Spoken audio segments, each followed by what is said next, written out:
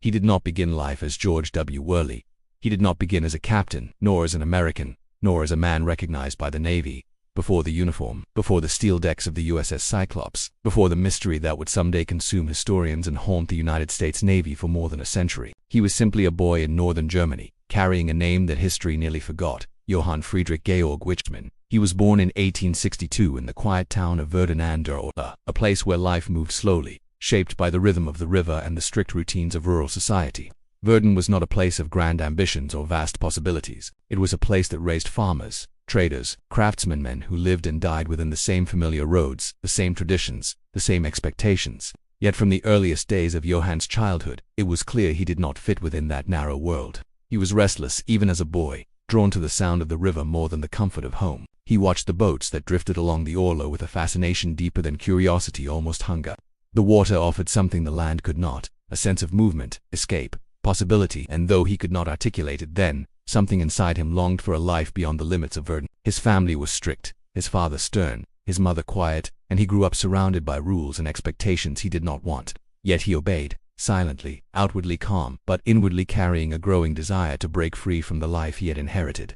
As he became a teenager, that desire hardened into certainty.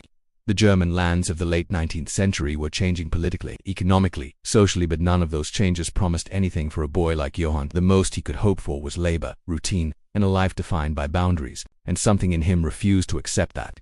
Stories from sailors arriving in northern German ports spoke of America, land where reinvention was not only possible but common, where a man could bury his past and create himself anew.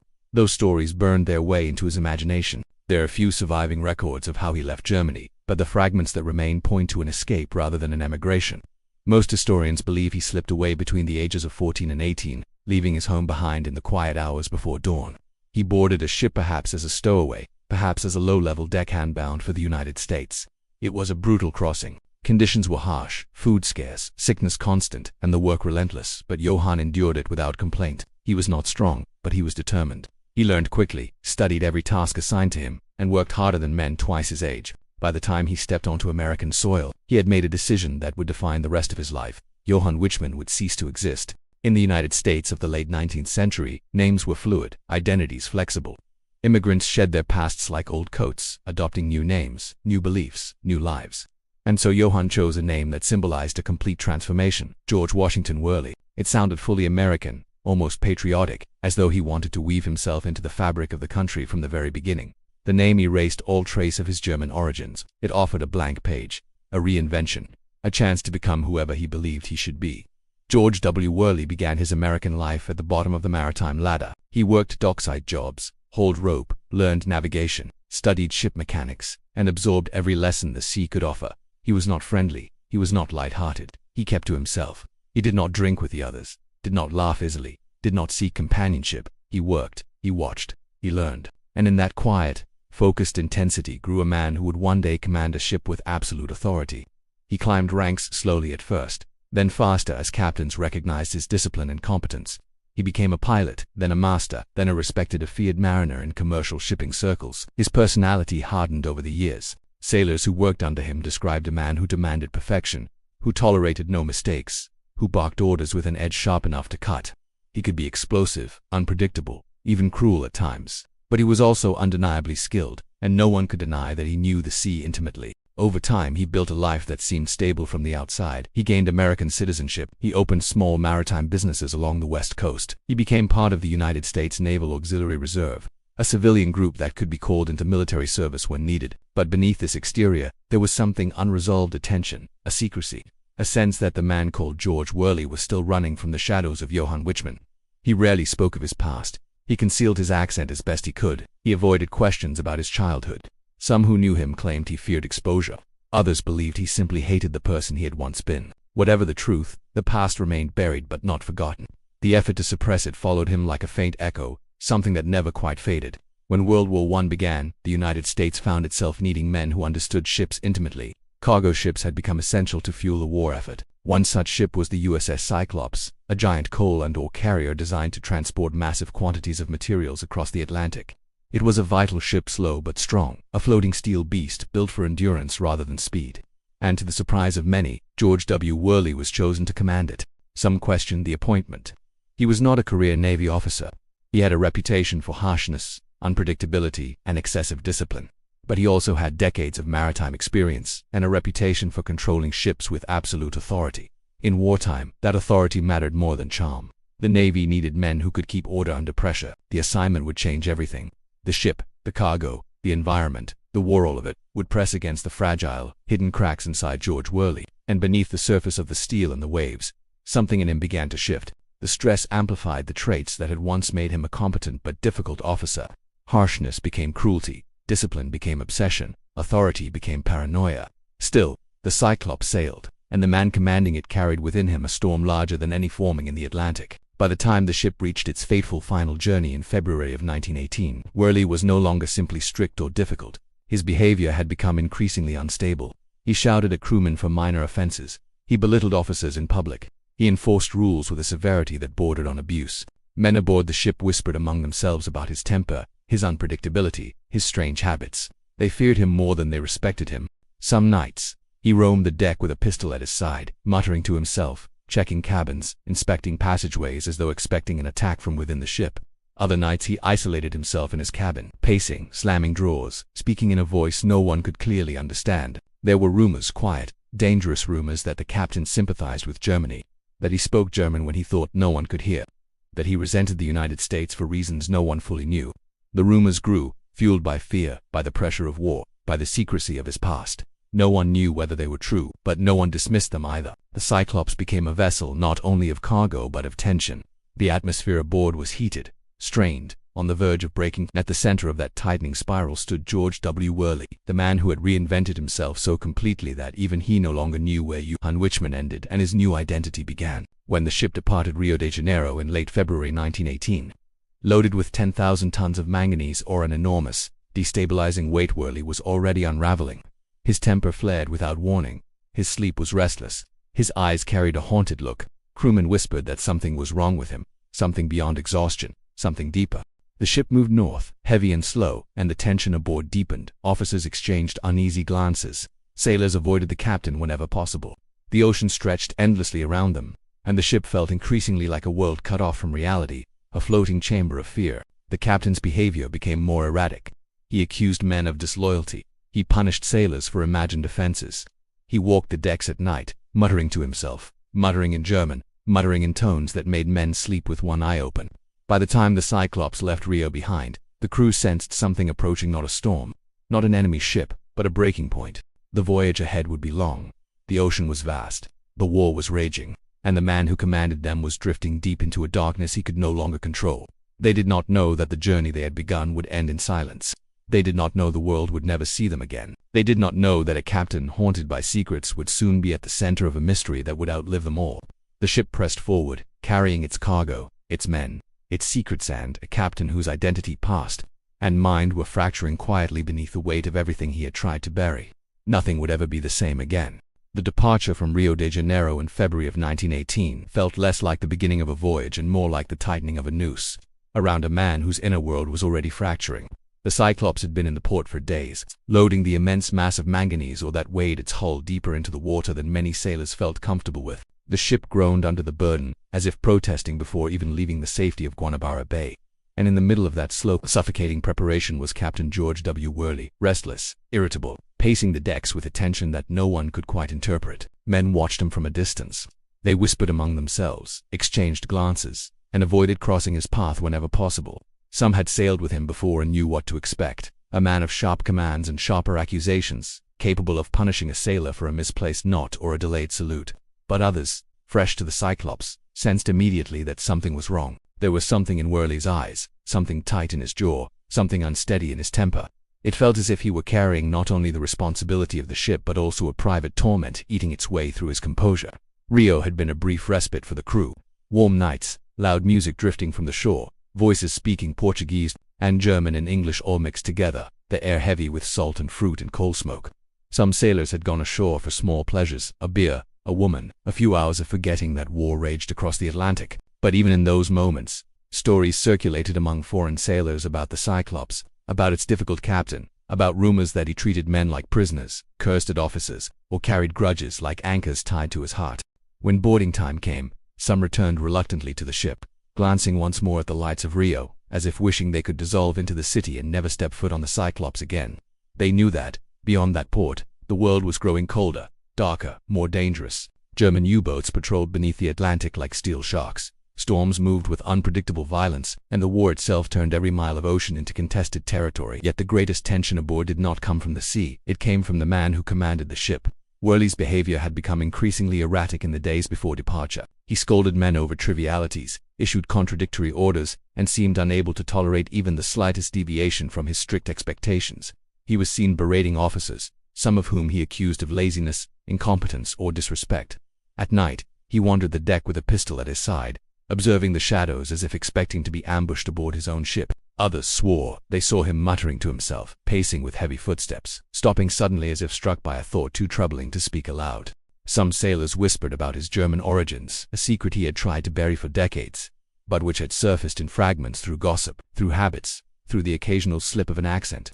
In wartime America, suspicion was a poison that could spread with terrifying speed. A captain with a German birth name, commanding a naval auxiliary ship, transporting vital materials for the war effort, it was enough to plant doubt in minds already primed for paranoia. But no one dared confront him, no one dared ask questions. His authority was absolute, and his temper was legendary. When the ship finally left Rio de Janeiro and headed north toward Barbados, the heavy, humid air clinging to the steel plates of the hull, Worley stood on the bridge staring ahead with an expression that mixed determination with something that looked dangerously close to fear. No one knew what he saw on the horizon. Enemy submarines, storms, mutiny, or perhaps the ghosts of the past he had spent a lifetime trying to outrun. Whatever it was, it lived inside him now, riding the Cyclops as surely as any member of the crew. The first days at sea were quiet, but the mood aboard was tense. The ship moved sluggishly under the weight of its cargo, dipping lower than usual into the water. Some sailors noted that the Cyclops felt unbalanced, as though shifting too slowly from side to side. Others claimed the cargo had been loaded unevenly. A few expressed concern about the structural stress caused by the sheer volume of manganese ore packed into the holds, but Worley dismissed every worry with cold, clipped replies. He insisted that the ship was sound, that the officers were overreacting, that he knew what he was doing. His certainty did not reassure them. During meals, the crew whispered about the captain's temper. One man recounted how Worley had called him a useless mutt for walking too loudly on the deck. Another claimed the captain had threatened to imprison him for insubordination, simply because he had asked a question. An officer quietly admitted to a colleague that Worley had ordered him to sleep with the door to his cabin unlocked so the captain could check on him at any hour. All of them knew better than to file formal complaints, not during wartime, not aboard a ship commanded by a man who wielded authority like a weapon. As the ship moved farther from Brazil, the temperature began to shift. The warm breezes became cooler, the nights darker, the sea heavier. Worley grew harsher. He barked orders even when unnecessary. He patrolled the decks at night, flashlight in hand, startling sailors awake with accusations that they were sleeping on duty. Once he had a man thrown into the brig for disrespect because the sailor had failed to respond quickly enough when called. The humiliation was brutal. The crew watched silently as the captain sentenced men for minor missteps, each punishment creating a sense of quiet revolt inside their hearts. There was something brewing aboard the Cyclops, something that could not be spoken aloud, the fear that the captain's mind was unraveling. Some wondered whether the pressure of war had finally cracked him. Others believed that his long-hidden identity as Johann Wichmann had resurfaced inside him like a ghost, eroding the mask of George Worley. A few whispered theories far more dramatic that the captain was torn between loyalties, or that he knew something about the route that no one else did, but no one had answers. Only Worley knew what storms churned inside himself, and he shared his thoughts with no one. Days flowed into nights with a monotony made tense by quiet dread. The horizon remained empty except for clouds and endless Atlantic swells. The hum of the engines vibrated through the ship's core. The smell of oil, metal, and sweat filled the corridors, and gradually, many sailors began to feel that they were not simply traveling across the ocean. They were being led into a shadowed space between duty and fate, a space shaped by the captain's inner turmoil. As the Cyclops approached the equator, Worley's behavior reached new extremes. He publicly insulted an officer in front of the entire crew. He doubled night watches. He accused two men of conspiring against him and threatened to court-martial them. He paced the bridge with a tension that made even the sea seem calm in comparison. Some sailors believed he feared a mutiny. Others claimed he expected an attack from a German submarine. A few whispered that the captain had lost the ability to distinguish threat from imagination. But, amid all this, the ship pressed on. The ocean around them was vast and indifferent. The sky shifted from clear blue to heavy gray with little warning. And though the crew tried to maintain routine, the sense of dread that clung to the ship began to sink into their bones. Every creak of the hull, every change in the wind, every distant rumble felt like a message, a warning that something was beginning to unravel. On one particularly tense night, with clouds obscuring the stars and the sea moving in restless patterns, Worley stood alone on the bridge, staring into the darkness. A faint, almost imperceptible smile crossed his face, not one of joy, but of someone who sees something inevitable approaching. It was the expression of a man who had lived his entire life fleeing something he could never name, and who now sensed that whatever he had outrun for decades was finally catching up. The crew slept uneasily as the ship surged deeper into the Atlantic. Conversations grew quiet. Laughter disappeared. Fear became a silent companion. They were heading toward Barbados, their next stop according to plan. But the captain seemed more agitated with each passing hour, as if he dreaded reaching land instead of longing for it. And though no one could understand why, a chilling thought began to spread among some sailors. What if they were not heading toward a port at all? What if they were heading toward a point in the ocean where something irreversible awaited? The sea around them was calm, but inside the steel walls of the Cyclops, a storm was growing, a storm made not of wind or water, but of secrets, suspicion, fear, and the unraveling mind of the man who held their lives in his hands. The captain paced his cabin late into the night. Men heard him muttering, his footsteps stopping and starting in uneven rhythms. They heard drawers slamming, objects being moved, restless, shifting. Some swore they heard him speaking in German, a language he had spent decades trying to bury. Perhaps it was imagination, perhaps exhaustion, or perhaps the mask of George W. Worley was slipping, revealing the shadows beneath. As dawn approached, the ship continued northward, carrying with it not only metal and fuel, but the weight of a story on the brink of tragedy. The Cyclops had begun a voyage that, decades later, would still haunt historians. But long before the world wondered where the ship had gone, the men on board already felt it, the sinking realization that something deeply wrong was unfolding around them. They were at sea, they were isolated, and the man who commanded them was becoming less predictable by the day. They had no idea that the worst was yet to come, that the tension simmering quietly aboard the Cyclops would soon collide in ways no one would ever fully understand, that decisions made in those next days would contribute to a disappearance that remains unexplained over a century later. The horizon ahead looked calm, but appearances were deceiving. For the Cyclops, and for Captain George W. Worley, the most dangerous part of the journey was only beginning. The days after leaving the equatorial waters brought with them a subtle shift that no one could quite explain. The ocean was calm, the sky expansive, the engine steady. Yet a deeper unease settled into the steel ribs of the Cyclops like a cold breath no one could shake off. The atmosphere aboard the ship grew heavier, as if the air itself sensed that something invisible was tightening around them. To the men on board, the strangest thing was not the sea, nor the weather, nor even the long stretches of monotony common to naval voyages. The strangest thing was Captain George W. Worley himself. His moods seemed to mirror the unpredictable currents beneath the ship. One moment he was composed, issuing orders with clipped efficiency. The next, he erupted in sudden fury, berating officers, threatening court-martial, or silently lingering over the railings with eyes fixed on the horizon as though searching for something or someone who wasn't there. It was during one of those silent vigils that some sailors noticed him gripping the rail so tightly that his knuckles turned white. His posture was stiff, as if he were bracing against a storm only he could see. When he finally turned away, the men on watch exchanged whispers in low, anxious voices. They were beginning to fear the captain as much as the ocean itself, and there was reason to fear him. By then the crew had witnessed enough outbursts to understand that Worley's authority was not grounded in inspiration or trust, but in intimidation. One moment he demanded absolute order, the next he acted as though the entire ship conspired against him. He reprimanded officers for imagined offenses, accused engine room attendants of sabotage, and repeatedly admonished sailors for speaking out of turn, even when they had not spoken at all. For many of the men, this behavior was more than unsettling, it was destabilizing. A ship as large and as heavy as the Cyclops required not only technical precision but psychological cohesion, trust, communication, unity. Yet, the captain's paranoia fractured the emotional fabric of the crew. Men became afraid to speak in his presence. Officers communicated with him in the shortest, most careful sentences possible. Even his closest subordinates confided privately that they did not know what mood he would be in from one hour to the next. Rumors spread like wildfire, ignited by the smallest flicker of strange behavior. One sailor claimed he saw the captain pacing by the cargo holds at 3 a.m, whispering in German to the steel walls as though speaking to someone across decades. Another insisted that Worley had thrown a lantern across his cabin during an argument with himself. Others believed that he intentionally kept the ship's course secret from his highest officers, a violation of naval standards that bordered on madness. Each night, these stories grew in intensity, fueled by fear and the isolation of the open sea.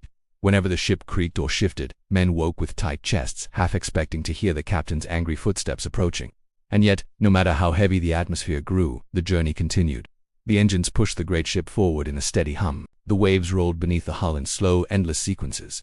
The sky above remained clean of storms, but the calmness of the ocean only made the tension aboard the Cyclops feel more unreal, as if nature itself were holding its breath in anticipation of something. One evening after sunset had bled into the western sky, a group of sailors sat on the deck near the lifeboats, speaking in hushed voices.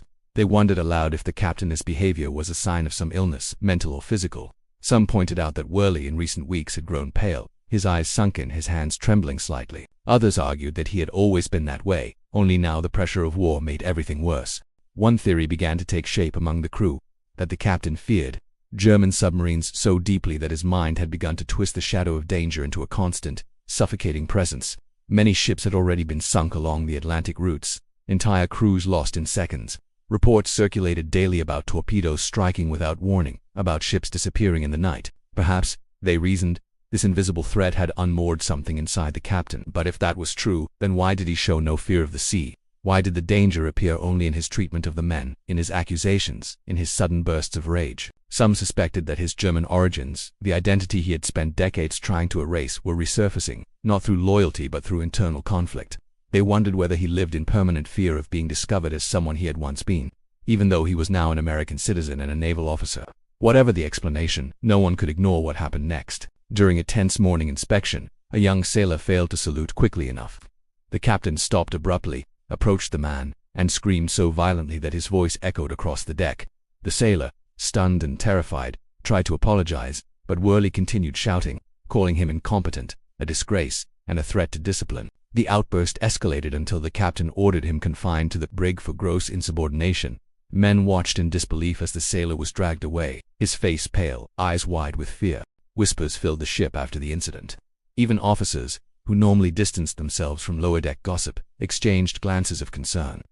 They all felt it. The line between authority and tyranny had been crossed, perhaps without the captain even realizing it. As the ship progressed toward Barbados, the sense of dread sharpened. Some men believed a mutiny was approaching. Others feared a breakdown. A few quietly wondered whether the captain himself might sabotage the voyage, intentionally or not, through his worsening paranoia. But disaster, when it arrived, did so quietly. The first sign that something was off came when the Cyclops transmitted a routine message to shore from an earlier point in the journey. It was simple, uneventful, a standard report. Nothing in the tone or content suggested danger. Nothing implied distress. Later, the crew would replay that moment in their minds, the calm before the unraveling. The weather shifted soon after. Clouds drifted across the sky in slow, heavy movements. The wind changed direction. A pressure in the air thickened, although no storm had formed. Even the ship seemed to feel the change. The engines hummed with a lower, more resonant vibration. The cargo groaned in the holds as the massive weight shifted against the bulkheads. Worley became more agitated. He spent long hours in the chart room poring over maps, checking coordinates, and rechecking them.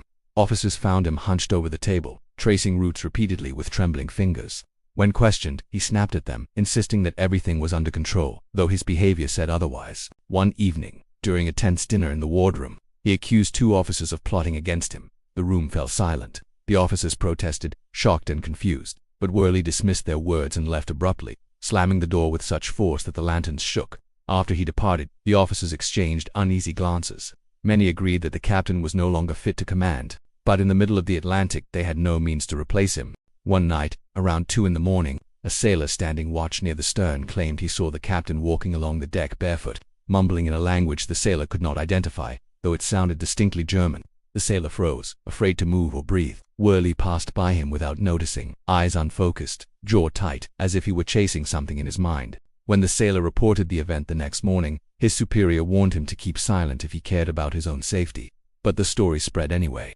By the time the Cyclops neared Barbados, the crew's anxiety had reached a breaking point. Everyone sensed that something was spiraling slowly, quietly, but undeniably out of control. The cargo felt heavier. The ship felt more sluggish. The air tasted strange. Even the sea seemed to pulse differently beneath them. And while the men clung to their work, routines, and duties, the captain's mind appeared to be slipping further away from the realm of command and into a darkness only he could see. He stood at the bow one morning, staring at the horizon as though it carried an answer he had been searching for his entire life. His expression was distant and troubled, marked by the weight of memories and secrets no one aboard could fathom. He looked like a man who feared something approaching, or perhaps feared something inside himself. The Cyclops, heavy with manganese, heavy with tension, heavy with the unspoken fears of its crew, continued on its path toward Barbados. But beneath the routine hum of engines and the gentle movements of the sea, forces were gathering, psychological, emotional, and perhaps something more tangible that would soon collide in a way that history would never fully explain. The ship pressed forward, the air grew heavier, the uncertainty deepened, and the man at its helm stood alone, caught between the identity he had built, the past he could not escape, and the looming shadow of a fate already moving toward him from across the endless Atlantic. By the time the Cyclops neared Barbados, the ship felt like a world suspended between land and oblivion, a place where normal rules dissolved under the pressure of isolation, rumor, and the unstable authority of the captain.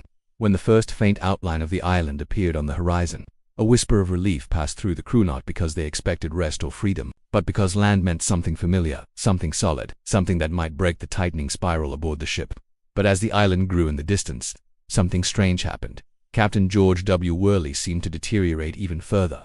For reasons no one fully understood, his agitation increased drastically the closer they came to the port. He paced the bridge, tapping his fingers against the chart table with a rapid, nervous rhythm. He hovered over the helmsman, issuing repeated corrections, many of which contradicted each other. At times he stared at the approaching land with an expression that mixed resentment, fear, and something that resembled dread. The officers sensed something was wrong. Some whispered that the captain didn't actually want to reach Barbados. Others believed he feared what awaited him there: an investigation, a reprimand, or news from the Navy that he could no longer control. No one dared to question him out loud, but the tension was palpable. Even the ship seemed to groan under the weight of the atmosphere. When the Cyclops anchored off Barbados, expecting clearance to take on coal before continuing the journey north, the crew hoped for a moment of rest, but that hope disappeared quickly. The ship did not receive authorization to refuel immediately. Instead, it was instructed to wait. Hours passed, then a full day, then another. During that time, Worley's temper reached its most volatile state yet. He stormed across the deck in sudden bursts of anger, shouting at officers for minor errors or imagined offenses. He sent repeated messages to shore demanding clearance, each more impatient than the last. Inside the wardroom, he berated an ensign so harshly that the young man left the table trembling. Several sailors confessed privately that they feared the captain might do something reckless if the delay continued. The delay had nothing to do with Worley. It was simply wartime bureaucracy, scheduling, and the strain on Caribbean supply lines. But in the captain's mind, the weight became personal, a challenge to his authority, an insult. Each passing hour tightened the coil of paranoia inside him. Meanwhile, the crew tried to make the most of the pause. They repaired ropes, cleaned the deck, oiled machinery. They watched Barbados from afar, imagining the smell of fresh fruit, the sound of laughter, the feel of land beneath their feet. But they were forbidden to disembark, and that restriction only deepened the claustrophobia that had been building since Rio. Some nights, sailors reported seeing Worley standing alone near the stern, muttering in German soft guttural phrases spoken as if speaking to ghosts. Others claimed he walked the lower decks with a lantern, opening hatches, inspecting areas he had already inspected hours earlier, as though he suspected some hidden plot.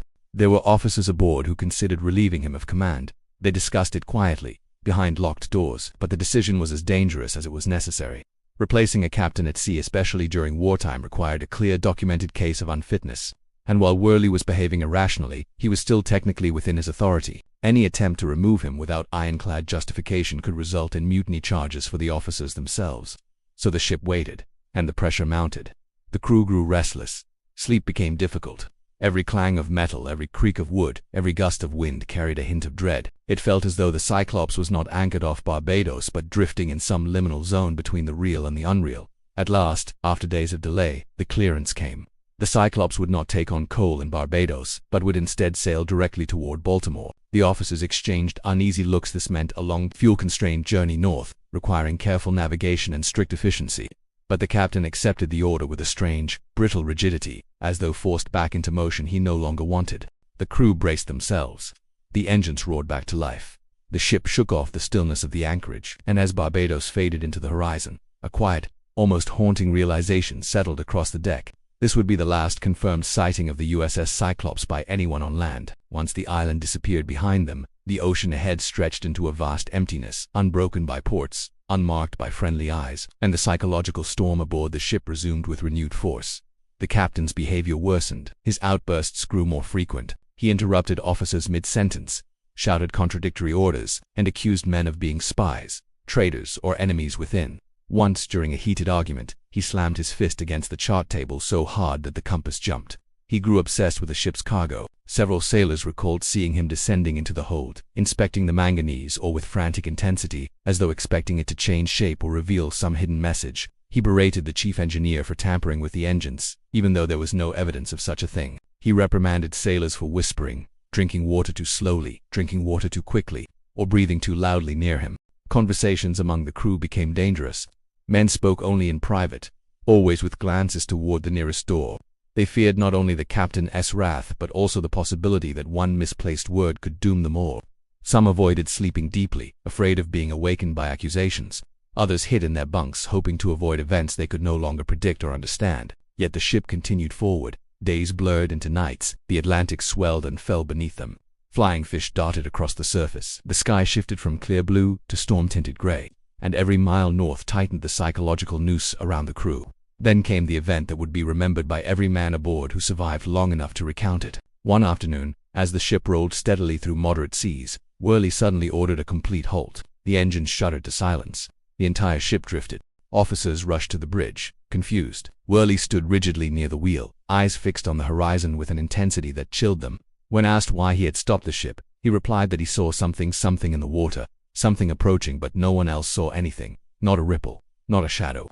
Nothing but the vast expanse of the Atlantic. The officers exchanged uneasy glances. Worley insisted that the ship remained still until the threat had passed. When pressed, he snapped violently, insisting they were blind if they could not see it. The standoff lasted long minutes. The officers knew the danger of disobeying, but they also knew the danger of staying motionless in open waters during wartime. The chief officer finally persuaded him carefully, respectfully, that the ship must resume course. Worley relented reluctantly, his eyes lingering on the horizon, suspicion sharp as a blade.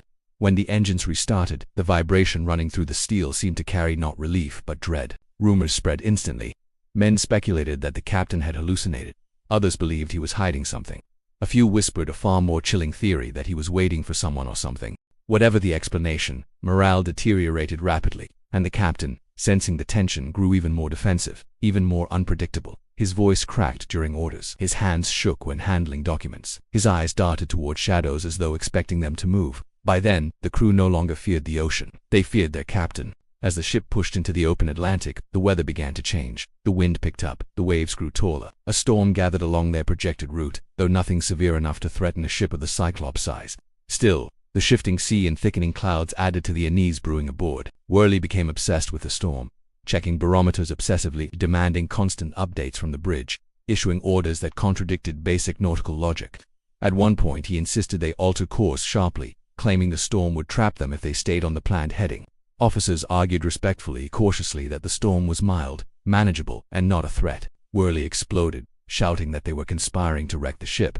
The argument grew heated. Voices escalated. Tension snapped like a frayed rope. And then came the moment when everything changed. For a brief instant, the crew believed the captain might be dethroned. Some officers looked at one another with the kind of silent communication understood only in extreme circumstances, men ready to act, even if it meant risking mutiny charges later. They knew the ship was in danger. They knew the captain was deteriorating. They knew the line between sanity and command had blurred too far, but they hesitated. They hesitated because removing a captain at sea was a grave act. They hesitated because they feared one another's loyalty. They hesitated because they were not sure if they had reached the legal threshold. And in that hesitation, Worley regained control. Nothing changed externally, but something deep and irreversible shifted inside the crew. Trust was gone. Fear remained. The ship pressed on through the Atlantic, the storm brushing against them with scattered rain and choppy waves.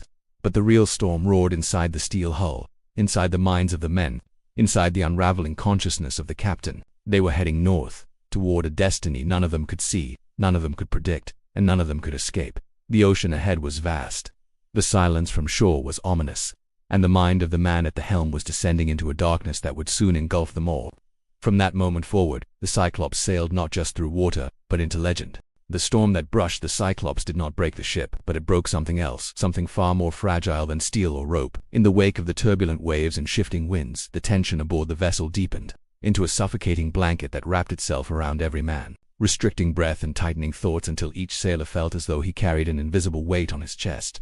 The ocean calmed, the clouds lifted, yet the atmosphere aboard did not. If anything, it grew heavier with every passing hour.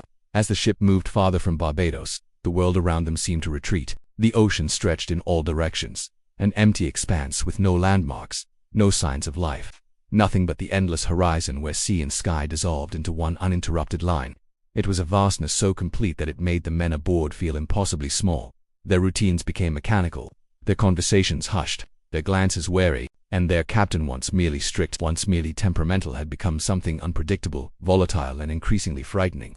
George W. Worley no longer resembled the competent, if harsh, commander who had first taken charge of the Cyclops. His posture had changed, shoulders stiffened, expression hardened into something that never fully relaxed. His eyes darted toward shadows, toward crewmen, toward distant waves. There were moments when he seemed lucid, issuing straightforward commands, functioning as if nothing were wrong. But those moments were brief, fleeting, like flashes of clarity in a mind increasingly consumed by internal storms. Then there were the other moments, the ones that made the crew fear not only for themselves but for the fate of the ship. The first major incident occurred not long after leaving Barbados, during an argument that echoed through the steel corridors like the beginning of a fracture.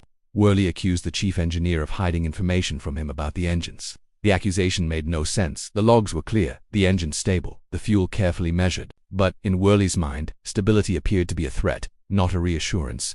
He shouted that the engineer was withholding reports and demanded to inspect the engine room personally. The engineer, trying to maintain calm, accompanied him. The crew watched nervously from the shadows, listening to Worley's voice rise and fall like a wave smashing against rock. At one point, a sailor claimed he saw the captain slam his hand against the engine controls, not out of anger but out of a strange, almost desperate need to assert dominance over the machines themselves. Another claimed that Worley whispered something under his breath, a phrase in German that the sailor recognized from his own immigrant father, a phrase spoken not in command or accusation but in fear. The argument ended abruptly, with Worley ordering the engineer to be confined to his quarters for disrespect. The engineer protested, but the captain's glare silenced him. Officers exchanged glances, uncertain whether they should intervene or submit. They chose submission not out of loyalty, but because the risk of escalating the situation felt too dangerous. From that moment on, the ship felt different, as though an invisible line had been crossed. Officers no longer merely feared the captain's rage. They feared his judgment, his decisions, his ability to lead. Yet none dared challenge him. They were too far from land, too far from support, too far from anyone who could take control if they removed him. They were trapped with him in the middle of an ocean that cared nothing for their fears. As days passed, small anomalies grew into alarming patterns. The captain frequently changed course without explanation. He ordered the ship to slow down for hours at a time, claiming he heard something in the water engines of a submarine, propellers slicing through the deep machinery that no one else could detect. He directed lookouts to scan the horizon endlessly, barking orders for them to open their eyes, as though they were missing threats that only he perceived. He inspected the cargo again and again, descending into the hold with a lantern, walking among the mountains of manganese as if expecting them to shift or reveal something sinister. Crewmen who followed him said he spoke to himself, whispering in tones too low to decipher. When asked if everything was all right, he snapped, accusing them of spying. At night, footsteps echoed down corridors, heavy and uneven, as Worley roamed the ship with his pistol at his side. Men pretended to sleep as he checked cabins, opening doors without knocking, shining lanterns into faces, demanding explanations for why someone turned in their bunk or moved too suddenly. Some sailors slept with one eye open, fearful that the captain might appear in the doorway, searching for reasons to punish them. The fear was no longer isolated. It had become universal, yet the ship remained structurally intact. The engines remained steady. The sea remained calm. The danger did not come from outside, it came from within. A turning point came one afternoon when the captain assembled the officers on the bridge.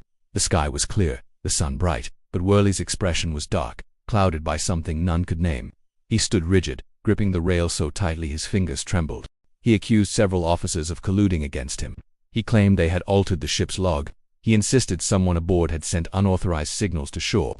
No one knew how to respond. The accusations were baseless, yet the captain spoke with such conviction that arguing seemed impossible. The officers tried to reason with him, to present facts, to offer explanations, but Worley dismissed them, refusing to listen, refusing to trust, refusing to see reality through anything other than the distorted lens of his unraveling mind. After the confrontation, the officers convened privately, discussing whether they should take decisive action. One argued that the captain's behavior endangered the ship. Another reminded them that removing a captain without clear cause could lead to charges of mutiny, even death. A third proposed that they document everything to protect themselves if something happened. But documentation meant nothing at sea. There was no one to send it to, no tribunal nearby, no senior officer to appeal to. They were alone, and the weight of that isolation crushed their courage. So they remained silent, and Worley remained in command.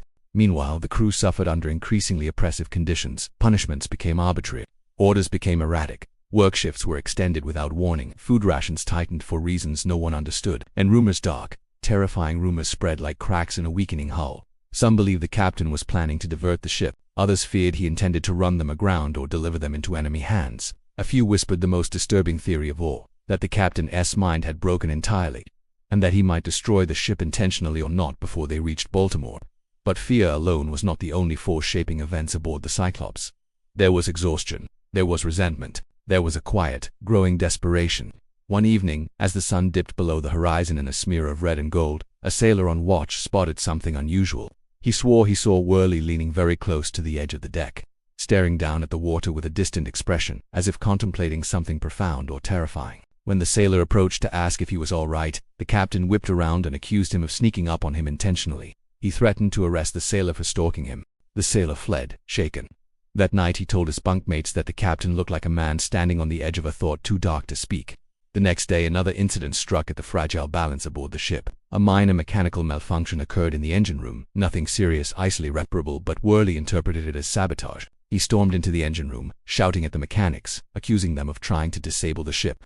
He threatened to have them court-martialed. When one tried to explain calmly, Worley slapped the wrench from his hand and ordered him restrained. It took the combined efforts of 2 officers to calm the situation, though even then Worley remained furious, pacing like a caged animal, muttering that no one aboard could be trusted.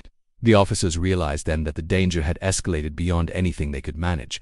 They discussed again whether to relieve him, but still, they hesitated, and each hesitation allowed the situation to slip further from control. Around this time, the crew began to notice something else, something subtle but deeply unsettling. The ship felt wrong, not mechanically, not structurally, but in a way that defied explanation.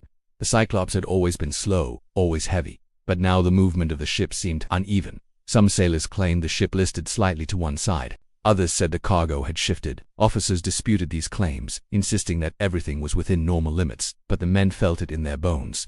The ocean itself seemed to respond. Waves struck the hull with strange rhythms, the groaning of steel echoing through the ship at odd intervals. The air smelled different. The nights felt colder. Even the silence changed, becoming dense, as if the world around them was shrinking, and all the while Worley deteriorated. He grew thinner, his face hollowed, his eyes grew sharper, darker, more feverish. He slept little, ate almost nothing. He seemed possessed by a force that gnawed at him from within, a paranoia that devoured every ounce of reason. At times, he spoke softly to himself in German. At others, he whispered into the wind as though delivering messages to someone only he could see. There were moments when he stood on the bow, gripping the rail so tightly that his hands bled. Moments when he locked himself in his cabin for hours, emerging with eyes red and wild. Moments when he accused entire groups of the crew of plotting to overthrow him. Then came the night when everything changed. The sea was calm, but the air thick with humidity. The ship glided forward, engine steady, sky full of stars. Most of the crew slept lightly, exhaustion fighting fear. Worley roamed the deck with his lantern, casting long shadows across the steel. A sailor passing near the captain saluted him quietly. Worley stopped him. "Where were you going?" he demanded. "To relieve the watch, sir," the sailor replied. "You're lying," Worley hissed. The sailor froze, unsure how to respond. Worley moved closer, staring into his eyes with a look that chilled him to the bone. "You think I don't see it?" the captain whispered, "but I do. I see all of you." Then he walked away, muttering to himself, lantern swinging like a pendulum marking time before disaster. By dawn, the ship was deep in the Atlantic, moving steadily but weighted by dread. Officers gathered on the bridge, discussing fuel reserves, the ship's position, and the increasingly volatile behavior of the captain. No one knew what to do. No one had the authority or courage to remove him, and the captain sensed their hesitation. When he entered the bridge that morning, the conversation died instantly. He looked at each of them with a gaze that felt like a blade pressed to their throats. The journey continued, but the atmosphere had reached a breaking point. Something had to give. Someone had to act, or the ship would drift, not toward safety, but toward catastrophe. As the Cyclops pushed deeper into the silent Atlantic, the men aboard felt the growing certainty that they were no longer navigating a simple voyage. They were navigating a descent into paranoia, a descent into fear, a descent into the unraveling of a man whose mind had become the most dangerous force on the ship. They did not yet know how close they were to tragedy. They did not yet know that their voyage was entering its final chapter. They did not yet know that history would soon lose track of them altogether. All they knew was that the captain was a man haunted by something deep and dark, and whatever haunted him was now haunting them all.